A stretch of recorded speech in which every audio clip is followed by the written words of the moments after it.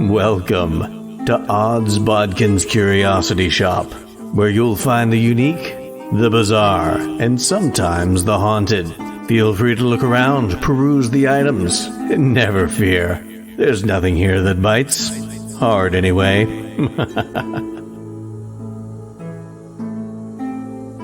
Hello there.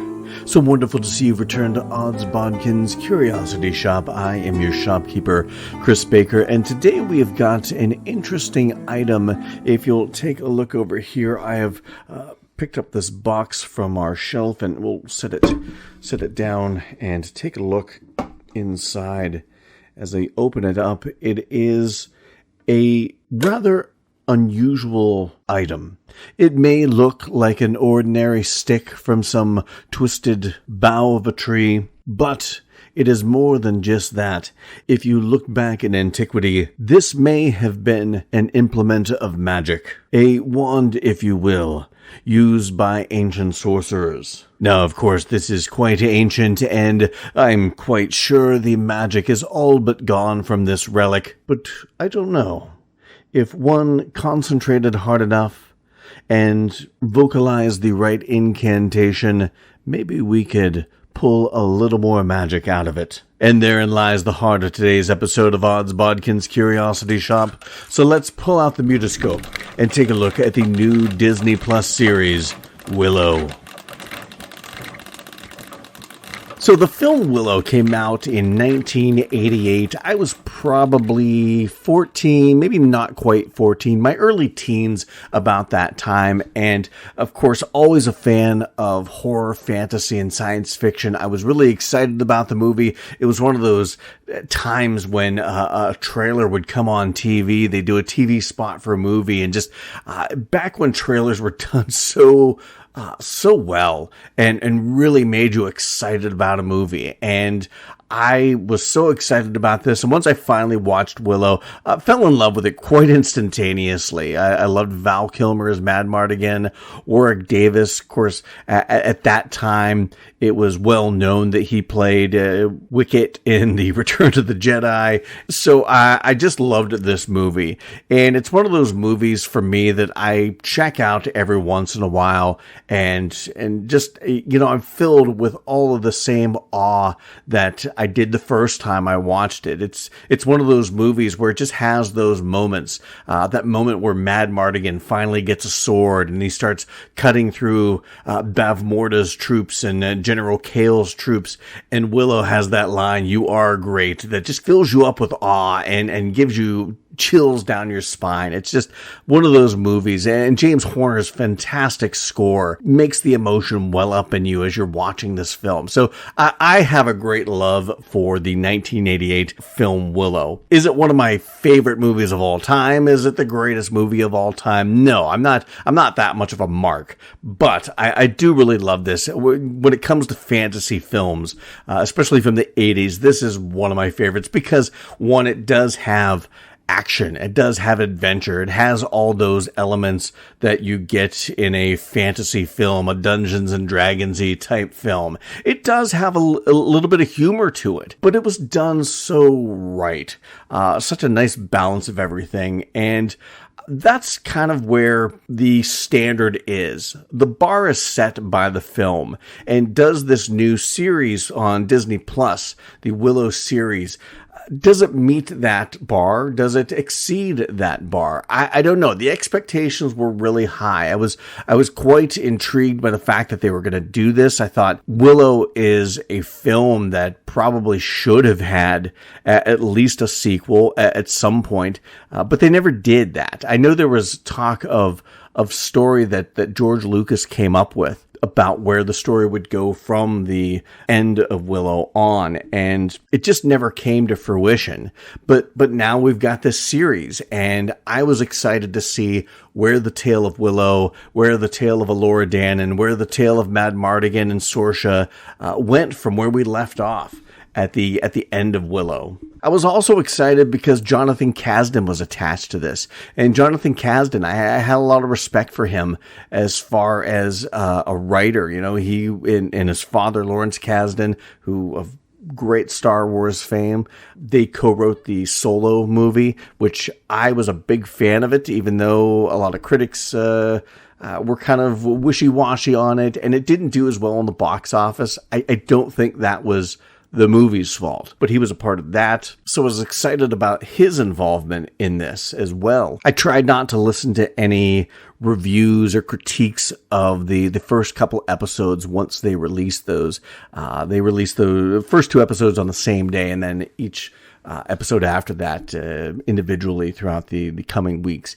And I tried not to listen to any reviews or anything before I finally sat down, and as soon as I hit play, I was so excited.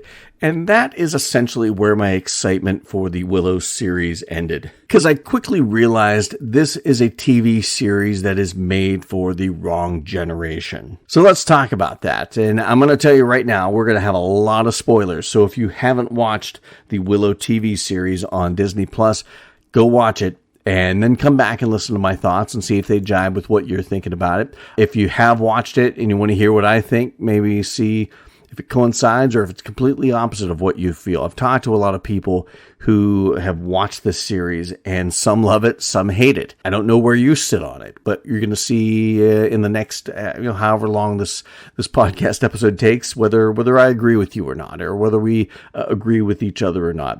But I encourage you, go watch it for yourself, then come back and listen to this podcast. If you've already seen it or you don't give a shit about spoilers and all that nonsense, then we're going to continue on. But there are spoilers from here on out. So the basic premise of this is that 17 years after Queen Bavmorda was defeated, this group of heroes sets off to defeat these entities called the Gales and go on essentially a rescue mission. But we find out there's a bigger threat along the way, and we find out that people aren't necessarily who we thought they were along the way. And we'll dive into the nuts and bolts of that, the particulars of that. I'm being vague on purpose, even though I said we were going to have spoilers, but I want to talk about the individual characters, at least the main characters that we get through this as we're introduced to them. And while we don't see her as a main character, she's actually more of a secondary character that we don't really see that much of other than the first episode and the last episode is Joanne Whaley, who plays Sorsha in the original Willow film. She is Queen Sorsha now. She is ruling Tir Asleen. Her husband, Madmartigan, has gone off on a quest and was never seen again, so nobody really knows the fate of Madmartigan. And I heard a lot of people complaining, well, they don't have Madmartigan in this. Well, he is in this in spirit, quite literally to some degree, but I get why they didn't include Madmartigan, because Val Kilmer's not been in the best health in recent years. That's just the sad fact of it. I know he was able to show up in Top Gun Maverick, but that's a different kind of movie. This is an action adventure. Madmartigan is the hero. He's the hero type figure. And if you can't do that, then don't do that to the character and don't do that to the actor. So I understand why they kept Madmartigan out of this. And maybe at some point in the not too distant future, if there is a second season of Willow, the series, maybe we'll get a cameo from Val Kilmer. I can understand why they didn't have him in this. Now, we're introduced to Sorsha and Madmartigan's 2 children. They have twins. There's Princess Kit, played by Ruby Cruz, and Prince Eric, played by Dempsey Brick. And I like how they named his character Eric. Of course, that is Madmartigan naming his son after the Eric character from the original Willow movie, played by Gavin O'Herlihy. And for being children of probably one of the coolest iconic heroes of 80s fantasy, these 2 characters were just pretty much insufferable. The Princess Kit character is just very cocky, and that's kind of the thing about strong female characters today. Everybody overcorrects. I get that, especially fantasy, but fantasy, horror, science fiction, especially fantasy and horror, I would say, probably 2 genres that haven't practiced much diversity over the decades. They haven't practiced much diversity, and it's been a male male-led genre where, especially in fantasy, where men are the heroes. And I get that Disney is very socially aware and that they're trying to, right the wrongs. I use wrongs in quotation marks because, it was what it was. Just because the heroes were all guys back in the day doesn't mean it's wrong to have guys as heroes today, just as long as you have a nice mix. I think, having guy heroes, girl heroes, white heroes, black heroes, Indian heroes, Asian heroes, I think diversity is a good thing. But when you have entities like Disney that are trying to course correct and they overcorrect by making every hero a woman or every hero a minority, and the male characters are kind of relegated to doofy, bumbling idiots, they're the only flawed character roles. Come on. It's a bit ridiculous. And in this sense, with the Kit character, if they wrote this character as it's portrayed as a male, this guy would be an asshole that nobody likes and wouldn't be the hero in any story. But Disney and studios like that think that if they put these attributes on a female, it makes them strong and empowered. And it doesn't. It makes this female character look just like it would if it were a male character. A fucking asshole. There's nothing empowering about putting other people down to make yourself look bigger and better. I just don't understand why the need to make strong female characters that if they were a guy, they would be a fucking dickhead. But that's what they did with this Kit character. She's not very likable. She's kind of a brat.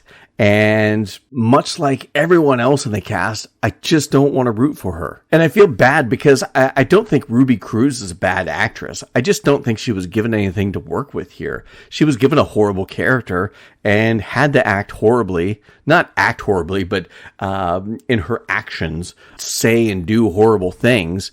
And it really didn't do her as an actress any justice because I think she's better than this role. Same with Dempsey Brick as Eric.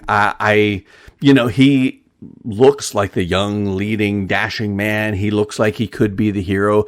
But then, of course, Disney had to flip the script and we're going to do things different. Girl power. And instead of rescuing the princess, we're going to rescue the prince. He is abducted by these Gales and they spend the whole series trying to rescue Prince Eric, which, that's fine. It's a little heavy handed with the, we're subverting expectations and doing things from a different point of view. Okay, whatever. I get that. And I didn't mind that he was abducted. I just didn't like the character at all. The character had this great quality of having, he looked like he could have been a young Val Kilmer's son. I really love the casting as far as the looks. He looked like he was Mad Mardigan's son, and he had the dashing look, but he was just so doofy and bumbling, and he's, trying to get into every girl in the kingdom's whatever passes for medieval fantasy panties. Kind of one of those guys that'll tell a girl whatever she wants to hear to try and get with them. And I didn't like that character. If you're doing things different and having the female lead, Kit's going to be the hero of this, that's fine, but don't reduce one of the only guys to this doofy, bumbling buffoon of a character, especially when it's Mad Mardigan's son. And there again, Dempsey Brick, I don't think he did a bad job. I just think the character is written so horribly. It wasn't until the last episode they actually gave the character some lines to show some emotion, some real fire, that Dempsey Brick pulled it off. And I was like, oh, I like this character. I mean, he was more of a bad guy at the time, but like, this is interesting to me. That other shit wasn't interesting. The Loverboy shit and the bumbly, dreamy, whatever, that wasn't interesting to me. But what he became later was a little more interesting. And that fire you saw in that final showdown, well, not final showdown, but there was a showdown between Kit and another character we'll talk about, and Eric. He had some, it was only like a line, but it really had some emotion, some flair, and some passion to it that Dempsey Brick pulled off.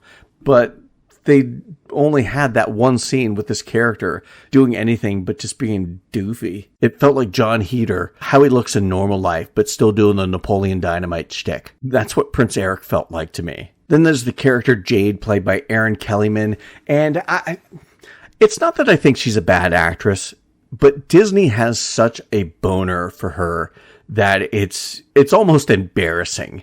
I don't think she's a bad actress. I don't think she's a great actress. She just, all of her characters just feel one note kind of milquetoast to me.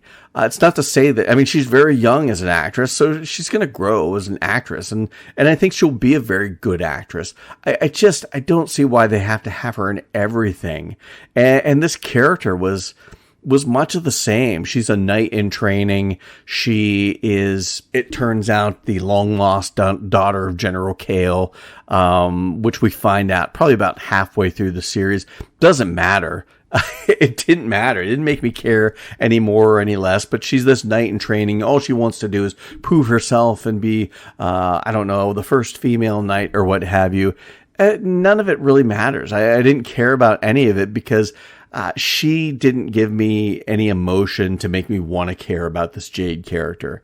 There again, like I said, not that she's a bad actress. It wasn't enough to make me care about this character. And there's a love interest between Jade and Princess Kit that was just kind of, just consummate this already. It felt like from the first scene of these two together, I'm like, they're going to be lesbians. And not that that's a bad thing, but they drew this out. Are they, aren't they sort of tease. And they obviously are into each other. They're obviously both want to get together. And it was very Dawson's Creek about the whole thing, where it just drug out, will they, won't they, like fucking Dawson and Joey. I'm almost embarrassed that I know anything about Dawson's Creek.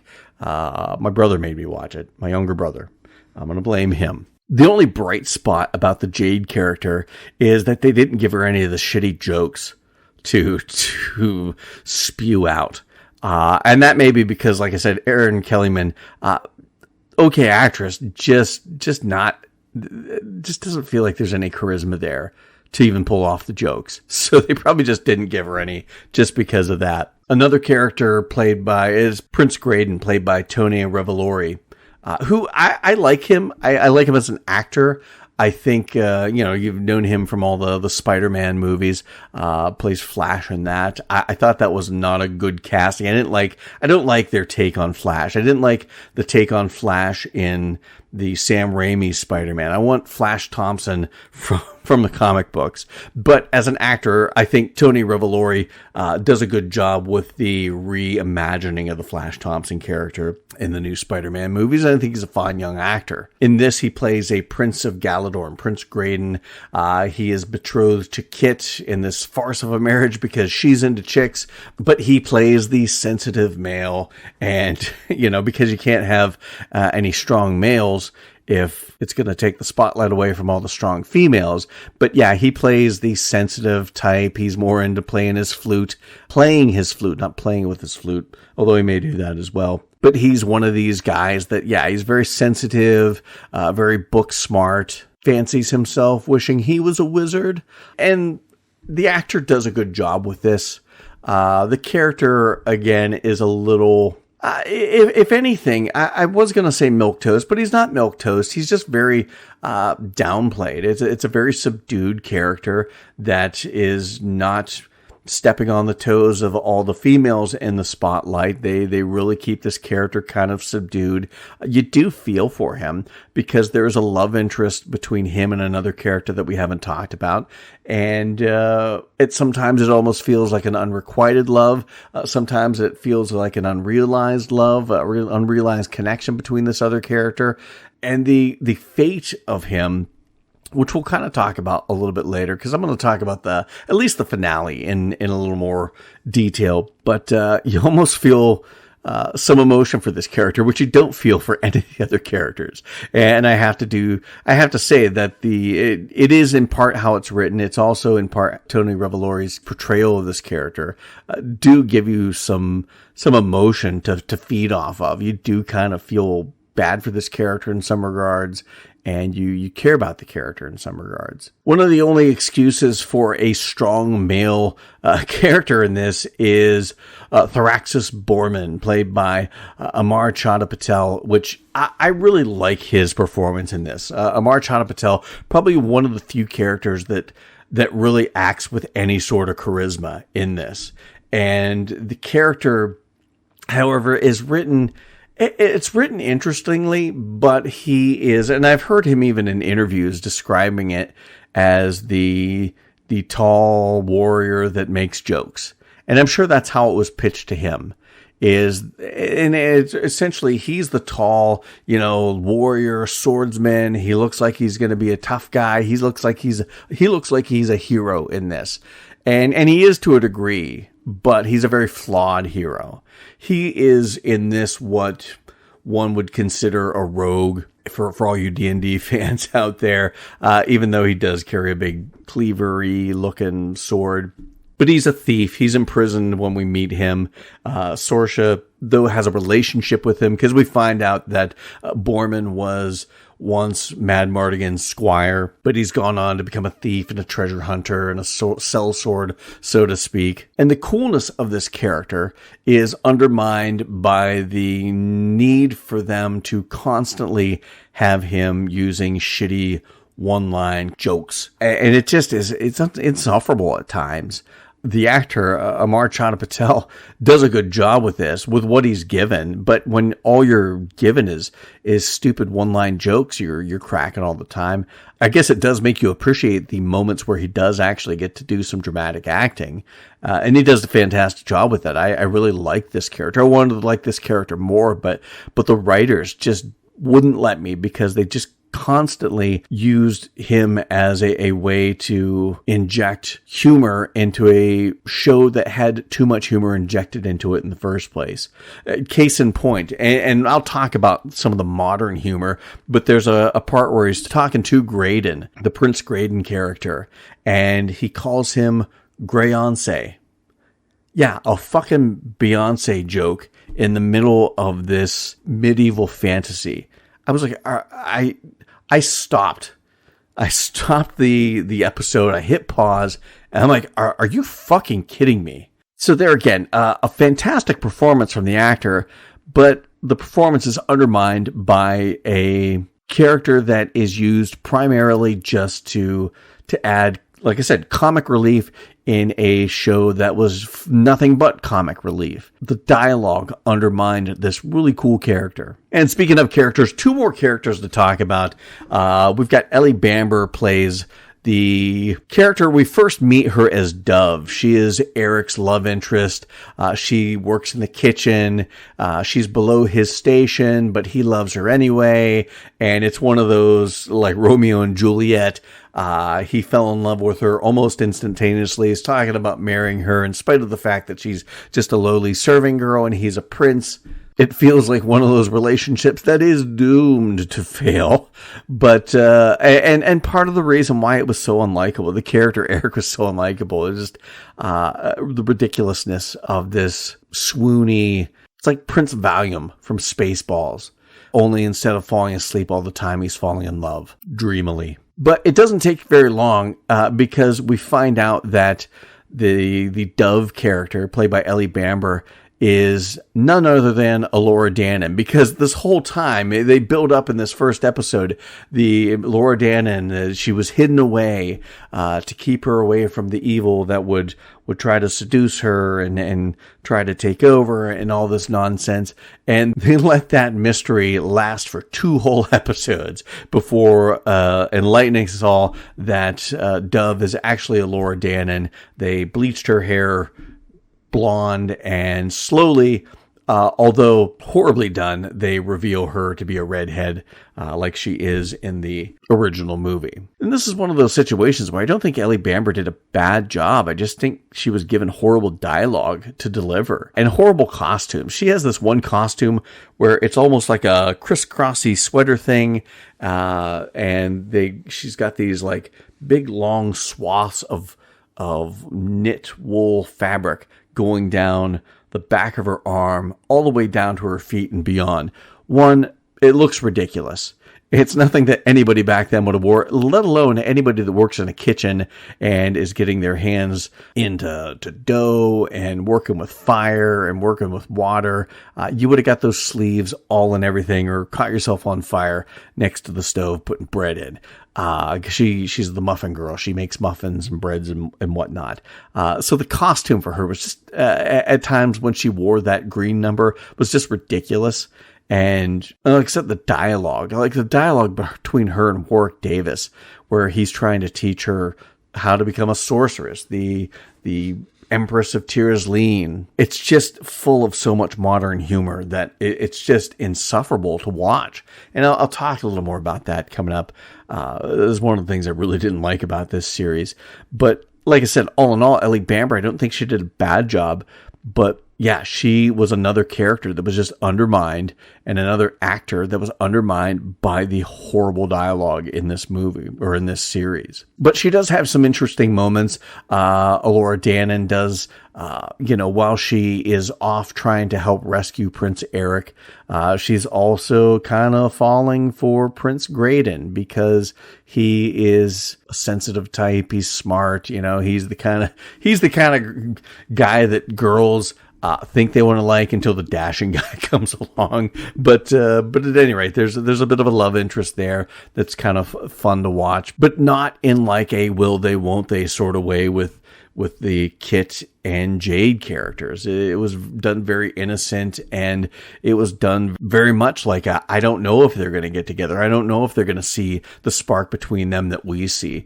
Unlike the other one, where you see from the beginning they're both into each other, but they want to play this cat and mouse game, the writers, this cat and mouse game, like we don't already know that they're going to be together by the end of it with Jade and Kit. And that leads us to our final main character, the incomparable Warwick Davis, who plays Willow Offgood, and the titular character in this series, but you wouldn't know it by watching the series.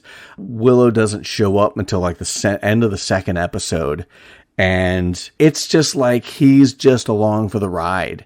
And I really think the script, the whole story failed Warwick Davis, failed the Willow character, failed the fans, because yeah, it just didn't really feel like the character that we wanted and needed to see, because they did with Willow what Rian Johnson did with Luke Skywalker in The Last Jedi, and just kind of made him a jaded, I don't believe in myself anymore hack. Willow even says as much in some scenes, where he has that scene with Prince Graydon, the Tony Revolori character, where he essentially says he's afraid people will see him as the the washed up sorcerer who's a hack, or the sorcerer that never was. He doesn't feel like he's a great sorcerer, even though he does try to put on airs at the beginning. He's full of self-doubt, and that's not the Willow we wanted to see. We wanted to see the Willow that went off the triumphant hero and went on to lead the Nelwyn, that was a great sorcerer, or was at least going to become a great sorcerer. And I know if you made Warwick Davis and Willow a strong male lead that was confident and was a great sorcerer, that would take away from the female leads that Disney is trying to push. But in your Willow series, Willow should be front and center, just like he was in the movie. And again, he was another character that was just relegated to stupid jokes and little one-liners that just, while some of them would have made you chuckle, when it's a barrage of joke after joke line after joke line after joke line, it just gets a little exhausting at times. And now it no longer becomes cute, and it no longer becomes funny, and it becomes a bit of an annoyance. Now, I do want to mention a couple other characters and actors that I really enjoyed the performance of. There's Commander Ballantyne. He's kind of the mentor of the Jade character and the leader of Queen Sorcia's army, and played by Ralph Ineson. He does a really good job. One of the rare actors that he's actually a really good actor, and he wasn't just full of jokes, although they killed him off not even halfway through the series. There was Graham Hughes, who plays Silas. He's a Nelwyn warrior and Willow's friend. He actually did a really good job. I liked his performance. and I like the character was not too comic reliefy, but he was a warrior, and I really dug that. Also, Annabelle Davis plays Mims, Willow's daughter, an adult version of Willow's daughter, not the original actress that played her back in the '88 film, but I thought Annabelle Davis did a good job with Mims. What little you saw with her in Willow, I liked their interaction, I liked their chemistry, I liked her character. I almost wished she would have been a part of this fellowship that went off to fight, because I thought she would have been a really interesting character to follow through this story. And I use that term fellowship tongue-in-cheek because now that we've kind of established all these characters and their place in the story, the one thing as we talk about the story in a little broader strokes, that was the one thing that it really killed me. And this will kind of lead into another thing I wanted to talk about, like the first episode where the Gales come and they steal Prince Eric away, and they're bringing this group together to go find him. And they quite literally make Fellowship of the Rings jokes about putting a fellowship together. And there was just a couple of them that I was like, are you seriously? I mean, it already looks like Fellowship of the Rings. It already feels like you're putting a group together, much like they did in Fellowship of the Rings. But to have the meta-ness about it, to do a joke, to play off the fact that you realize that you're doing Fellowship of the Rings, was just a sign of horrible jokes to come. And that's one of my biggest complaints of this. For all the action, for all the adventure, for all the fantasy of it, and for the most part, there were good elements to this, but it was just all undermined by the constant need for jokes. It felt like Thor and Love and Fucking Thunder all over again, with just, my God, just being beat over the head with humor and comedy. And a lot of the humor and comedy and a lot of the dialogue felt too modern. And that, I think, led to some of these characters giving a more modern approach to their delivery. And I've seen other people talk about it. I've heard other people talk about it. And I've agreed with it that it felt like any conversation that you would hear on the streets of Los Angeles by a bunch of Gen Zs. And it didn't feel fantasy. It felt so out of place and so awkward in this fantasy world to hear two people talking like they're at a fucking Starbucks. And all the modern style of humor, the little bits of sarcasm that felt very modern. Like I said, Borman, the character Borman being forced, or the actor playing Borman being forced to give that horrible Greyonce joke when they're talking about Graydon. It was just full of such bad dialogue and such bad humor. Any good acting they had in this cast was all undermined by shitty dialogue meant for a generation that shouldn't have been meant for. This series really felt like one of Disney's shitty teen comedies meant for Gen Z, like they're trying to bring Willow to a new generation. Well, here's a newsflash. Gen Z as a generation doesn't give a shit about Willow. The Gen Xers, the ones that grew up, and maybe even early millennials, but especially Gen Xers. That's my age range, that, Willow came out when we were in our prime. And this is really a movie that Gen Xers love. It's the movie Gen Xers feel nostalgia for. Willow is the movie that Gen Xers have an affinity for, and that's the generation that you should be marketing this to. The generation that grew up watching Willow, they're the ones that want to see the next chapter in the Willow story, not Gen Z. And if any Gen Zs do, it's probably because their parents, the Gen Xers, made them watch it and probably have similar feelings and thoughts about the original compared to this that their parents had, because their parents probably instilled in them a nostalgia and a love for this original film that Disney felt they needed to change for a generation that really, if they're interested in this at all, it's because of their parents, and they've probably learned a lot from their parents about the respect that should have been placed on this property, this intellectual property, this film, what is turning out to be a franchise now. But instead of Willow, we got Wizards of fucking Waverly Place. I got a lot of Gen Z nephews and nieces. I know my shit. Now, that all being said, my problems with the cast, and it's not even really so much problems with the cast. I think the cast would have been fine if the dialogue would have been there, and if the humor would have been dialed down from about 11 to a 2. Because you did have some humorous moments in Willow. It's not like it was devoid of any humor, but it just wasn't all humor all the time. You had a little bit of humor with the brownies, which they bastardized in one scene where you saw Kevin Pollak make a return as Raoul, but you didn't see Frangine. You had Raoul's daughter, and she was annoying and just, again, very modern dialogue, very modern sounding humor. And it was like they put him in there just to have him in there, just for nostalgia's sake. But we're going to give you a big middle finger because we're going to make this character nothing like what the original character was. We're going to make him in our own image because Disney, if anything, has quite the God complex going on. And speaking of brief reappearances from the original movie, and I don't really have any other place to fit this in to talk about this, but they also brought back the trolls from the original Willow, much like the brownies. But the trolls are so much different. In the original Willow, they were creatures, they were bad guys. Willow was fighting the troll with the acorns that were going to turn him into stone. In this, they reimagined the trolls, and now they speak with sophisticated British accents. It made me think of the Planet of the Apes parody at the end of Spaceballs. I expected the one, to say, Spaceballs. Oh shit, there goes the planet.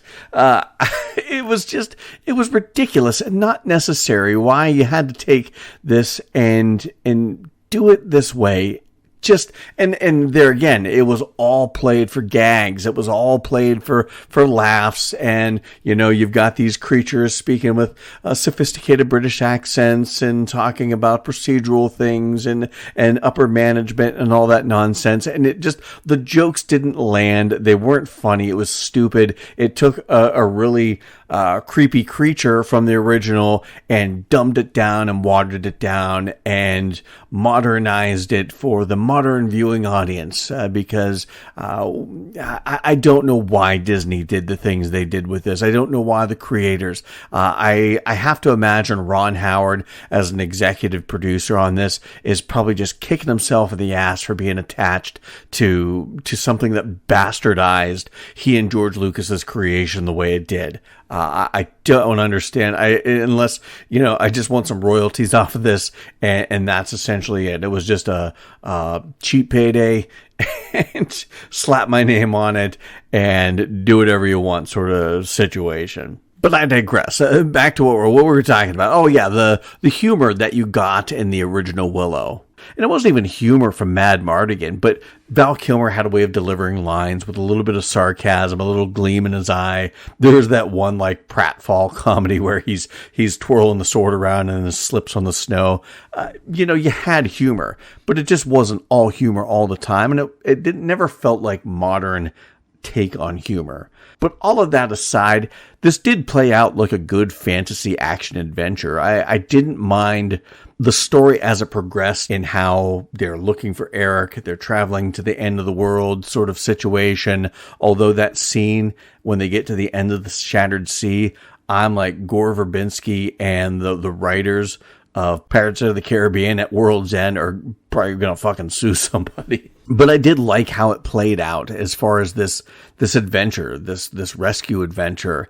And you got little pitfalls and they get captured here and they're traveling there. And it played very much like a good fantasy. I didn't mind that. It's just those downtimes in between when Warwick Davis is trying to teach Elora Danan how to be a sorceress. And it's just full of her being, again, kind of like an obstinate, bratty teenager from Los Angeles today. And it all culminates with a season finale in episode 8 that was probably, to me, it was probably the best episode of all of them, because that one, they did dial down the humor a little. They went from 11 on the humor to about 8.5. There was a lot I really liked in this final episode and this climax. You've got all of our heroes in Memoriam City.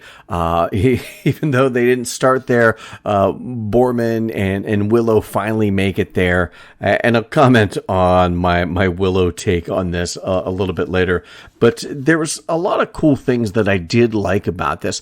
Now, granted, like I said, there was still too much humor that I just didn't like, but this is probably where you got the last few episodes. I think you started to get some moments with some real acting and some real fantasy dialogue. Not enough of it, and it was broken up too much by the humor, but you started getting some good dialogue and a really cool wizards battle between Elora Danan and the crone. Now, I didn't care for the crone so much. I mean, the actress who played the prettied up version of the crone, the one that seduced Eric into the dark side, if you will, she did a fine job, but it really kind of defeated the purpose. Oh, she's called the crone, and then here she is, this beautiful young lady. Okay, yeah, I get it, but when she takes her true form as this old crone, the creature design was kind of cool, nothing we haven't seen before, but the CG was just really bad. Everybody takes a shit on Disney and Marvel for the CG that they do on some of these Marvel movies. This was not particularly good CG, but the wizards battle between the crone and Elora Danan, much like the crone, it's nothing we haven't seen before, but I really did like it. I liked the battle between the two, the energy bolts, meeting. It's classic wizard battle stuff.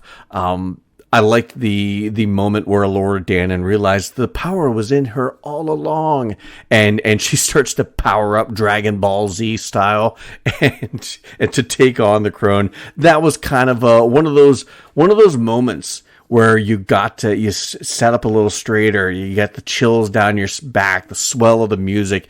It felt like one of those classic action moments, action adventure fantasy moments where you're like, oh yeah, this is really cool. Kind of like, when Mad Mardigan finally gets the sword in his hand and starts slashing through General Kale's soldiers.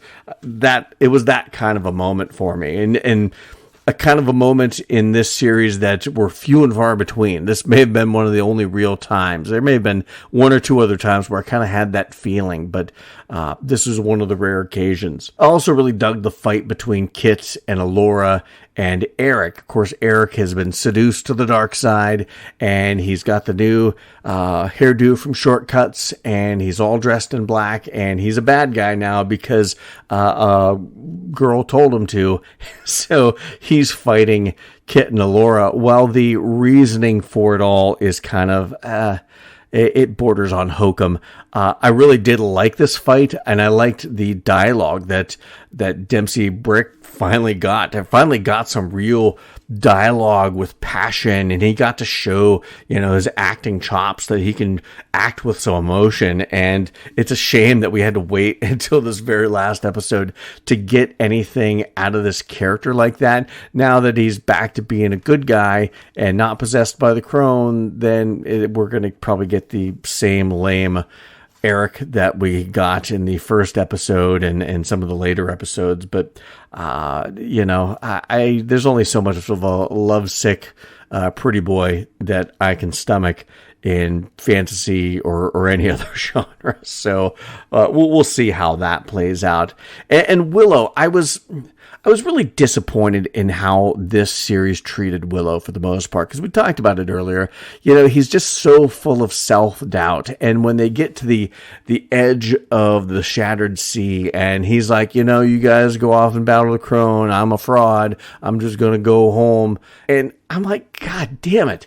They did this to Luke Skywalker in Last Jedi. I'm pretty sure I talked about this earlier, but fill him full of self-doubt, fill him full of self-loathing and self-pity, and I'm a fake, I'm a fraud, and I just, come on. Why do you have to take these classic heroes, the heroes that kids have looked up to for generations, and then shit on the character like that? That sort of stuff is the thing that pisses me off about what Disney does with some of these properties. But we do get that moment, and then pretty much all that was in service of having that moment where Elora and Kit are kind of caught in that fantasy dream sequence where they're being seduced by the crone, and you got some of the best acting from those two actresses in that moment as well. But you get to the point where they've both rejected the crone, but they're still stuck in this other realm or whatever it is, this dream, and Willow comes in and saves the day. I'm surprised they let a man save the day when they have two strong females, but they let Willow have that moment in a show that's called Willow. God damn it, he should at least get one really cool Willow moment. But I dug that moment for Willow. I like that they killed Graydon. The crone kills Graydon, and we'll talk a little more about the repercussions of that a little bit later. But hell's bells, we'll do it now. This, like I said, this has been all full of spoilers. They kill Graydon off, and then at the very end, we get that scene where he's in this other realm with somebody that looks like evil Elora Danan. You know it's probably not. It's either the crone reborn, or the crone never died, or they keep referencing this worm that we really like. I still don't get what all that was about. They never really explain anything for so much talking and so much dialogue and so much bullshit dialogue and bullshit jokes and little one-liners and Twitter talk in this. They don't explain things nearly as well as they should have. And I'm not even talking about just lines of exposition. You don't even need that, but just you really just never really understood the stakes of all of this from the beginning. But I like that they killed Graydon off, and then they realized that he's not dead at all, and that he's going to come back, and he may be the bad guy. He may be the one that's seduced by the power of whoever this big bad guy may be, if we get a season 2. And I know they're at least planning a season 2, because we get that ending where Eric and Borman are walking off, and then you got Willow, and then you got the three girls, Kit, Elora Danan, and Jade, and something is said, and Willow's like, I'll be okay as long as I've got my girls. And I just thought to myself, oh, Jesus, this is going to be like a fantasy D&D Charlie's fucking Angels.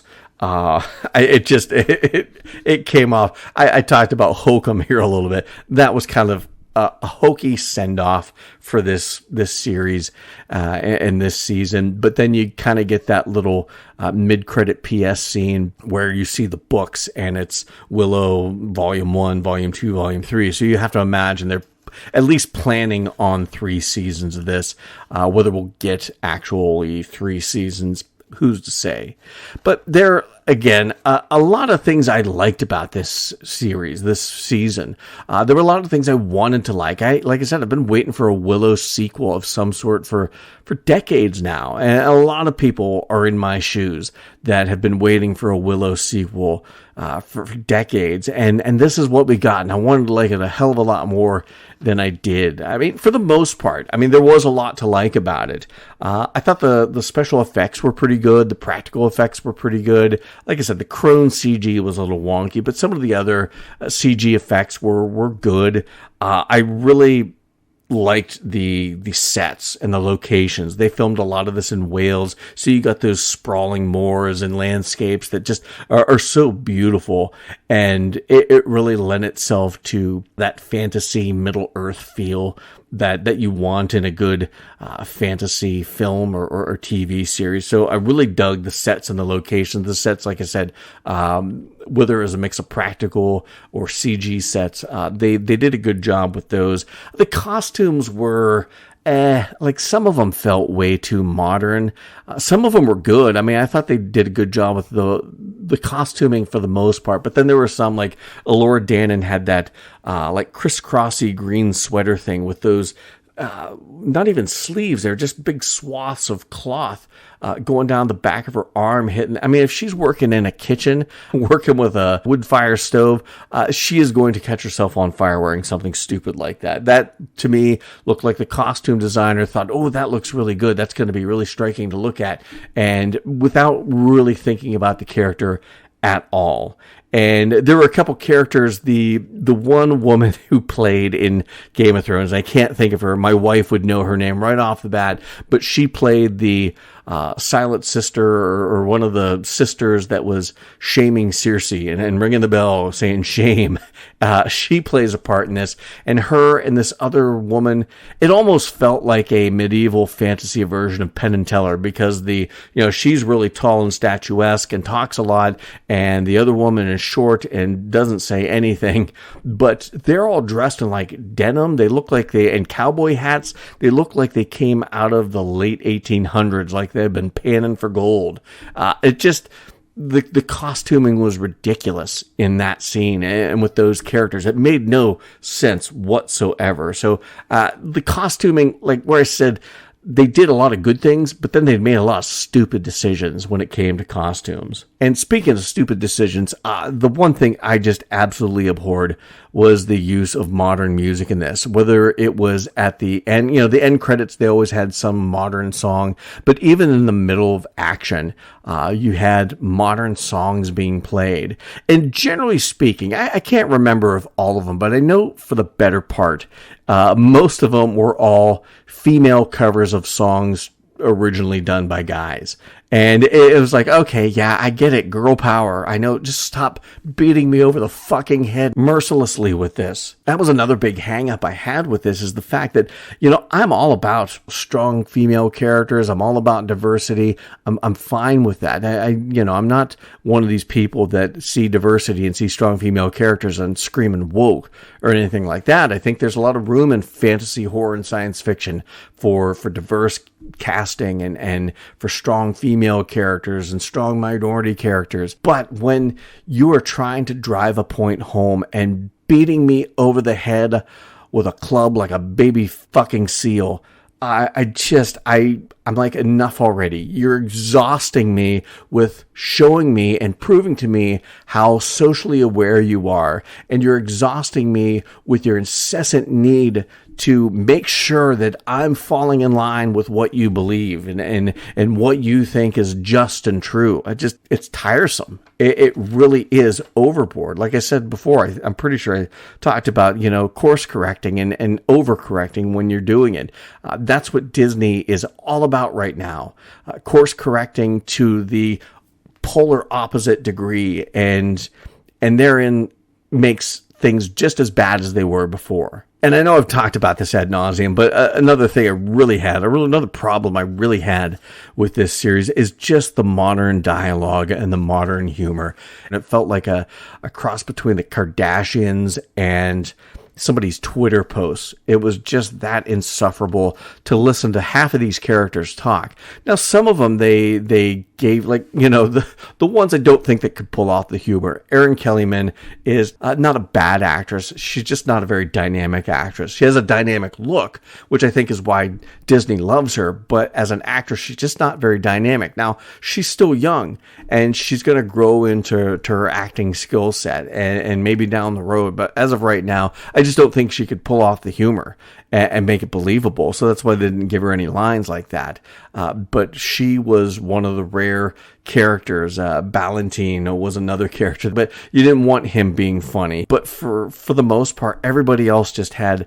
Borman was a great character and a great actor playing him. I really enjoyed the performance, but it was just too much comedy. Willow, you couldn't take him serious because it was just nothing but one-liner jokes he was cracking, and a lot of self-deprecating humor, and just a lot of nonsense that really took away from what is supposed to be your titular character. And nothing ever really felt serious. The stakes were never really set because nobody was taking this serious. None of the characters felt like they were taking this quest serious. And how am I supposed to take it serious if the characters aren't taking this serious. So those are my thoughts on Willow Season 1. I just was not very happy with it, and I wanted to be. I wanted to love this. And there was a lot to like about it, but the things that I didn't like about it far outweighed the things that I liked about it. Like I said, too much humor, way too much humor, way too much modern dialogue, way too many characters that I just didn't give a shit about.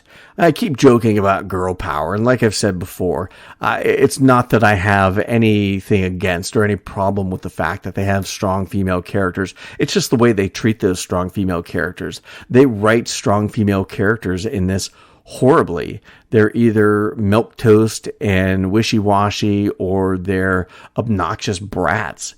And I get it, yeah, they're teenagers, and we're probably gonna hopefully get some arc of growth throughout this. But you know, if you want people to really enjoy strong female leads, you gotta write them like you would write anybody else. You got to make them likable. And if you don't make them likable, then I don't care if it's a strong female lead, if it's a strong male lead, if it's a strong whatever lead. If I don't like the character, then I don't care how strong they are. And that was the problem you had with a lot of these characters in this, is that they just weren't likable. Kit is just not a likable character. She's supposed to be the Mad Mardigan surrogate for this. She's supposed to be the hero, but I didn't even fucking like her. Even by the end of it, I just didn't care. I didn't care that she was Mad Mardigan's daughter. I don't care that she's supposed to be Elora Danan's protector. I don't care because the character was so insufferable and unlikable to begin with that she didn't earn me caring about her fate or what happens to her. And if I don't care about what happens to her,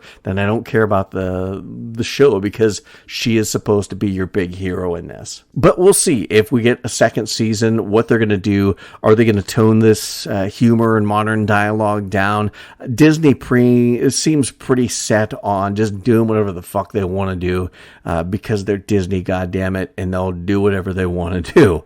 I don't think they'll dial it back. I think they'll double down on it, and viewership is going to fall off, and we may get a third season, we may not. I don't even know if we'll get a second season, because I'm not sure what viewership is like, but I know a lot of reviewers and fans out there have absolutely abhorred this production, and rightfully so. If you were into this and you dig it, then more power to you. I hope you enjoyed it. Hopefully you get a second season. Even if they do a second season, I'll watch it because I want to talk about it. And I hope that they make it better than this first season. But I would not be surprised if we never see another season of Willow. And that's a real shame, because like I said, where they failed in the writing of this series, and not even so much the story, but the dialogue. They failed in how they treated these characters. It really was a fun story, a fun action adventure. I thought the story beats were good and leaned into fantasy. It was just the characters and the dialogue that just killed the whole thing for me. So if you haven't watched Willow, check it out. Find out for yourself. Form your own opinions. These are just my thoughts. And if you dug it, great. If you're like me, we'll see if a second season is even worth a watch. Like I said, I'll be watching it anyway, but we'll find out. So I want to thank everyone for listening to my thoughts on Season 1 of Willow. You can check out more on our Facebook page, Bodkins Curiosity Shop, where we're always posting trailers and articles to all the horror, fantasy, and science fiction that you love. I always like to add my 2 cents as well when I share those various articles. Don't forget to check us out on Instagram as well. And no matter where you listen to this podcast, please follow it, subscribe to it, like it, download the episodes, share the episodes, and share the podcast with anyone that you know that loves good genre and likes listening to people blather on in a stream of consciousness rambling about the horror, fantasy, and science fiction we love. And as always, please leave a review. 5 stars would be awesome. But whatever review you leave, we do appreciate it. So until next time. Thank you for visiting Bodkins Curiosity Shop. We hope that you found something to your liking and visit the shop again soon. But even though you may come back, you never really get to leave Bodkins Curiosity Shop.